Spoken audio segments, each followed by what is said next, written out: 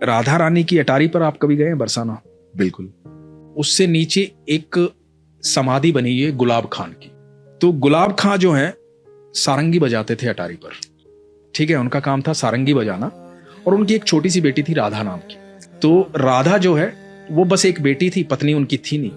तो राधा नृत्य करती थी जब वो सारंगी बजाते थे, कीर्तन होता था, सारे लोग मिलकर के कीर्तन करते थे अटारी पर राधा रानी को प्रसन्न करने के लिए। सुबह शाम ये होता था और यही उनकी दिनचर्या थी और यही जीवन यापन का साधन भी था। तो वहीं से उनको भोजन प्राप्त होता था, जो प्रसाद में मिलता था वही ग्रहण करते थे बेटी और बाप जो हैं। तो ऐसे करते करते समय बीतता जा रहा था, राधा बड़ी होती जा रही थी। जब राधा बड़ी हो गई तो वहां के गोस्वामी जी ने, कुछ लोगों ने कहा कि भाई राधा का विवाह कर दे, शादी कर दे। तो गुलाब खां ने कहा कि मैं कौन होता हूँ शादी करने वाला, और मेरी तो इतनी औकात भी नहीं है, हैसियत भी नहीं है, जो होगा राधा रानी देखेंगी। तो लोगों ने कहा भाई सारा खर्चा हम करेंगे, सारी व्यवस्थाएं हम करेंगे, तो चिंता मत कर, राधा रानी का ही तो दिया हुआ है सब। तो एक लड़का देखा गया और राधा की शादी कर दी गई।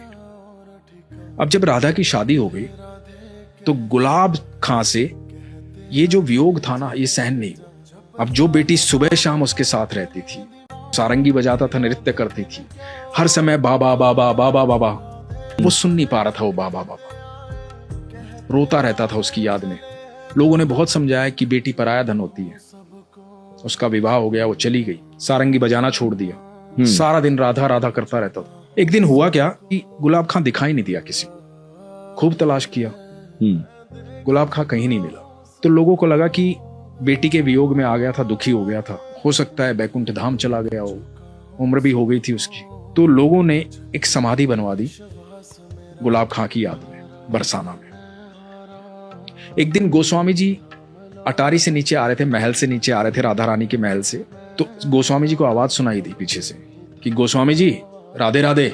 पीछे मुड़ के देखा तो गुलाब खां खड़ा हुआ था। बोला कहाँ थे तुम, इतने दिन से दिखाई नहीं दिए, हमने तो कभी अटारी पर देखा नहीं तुझे। तो बोले नहीं, एक दिन क्या हुआ कि मैं रात को, उस दिन रात को सब लोग चले गए थे, मैं यहाँ रो रहा था, राधा राधा चिल्ला रहा था। एक छोटी सी बच्ची आई और बोली बाबा सारंगी नहीं बजाओगे, सारंगी नहीं बजाओगे तो मैं नृत्य कैसे करूंगी। तो मैंने सारंगी बजाई, वो मेरे को अंदर लेकर चली गई महल के, और महल में वहां ठाकुर जी थे, राधा रानी थी और रास हो रहा था। अब वो रास करते और मैं सारंगी बजाता हूं, मैं वहीं रहता हूं। अब मेरी राधा हर समय मेरे साथ रहती है।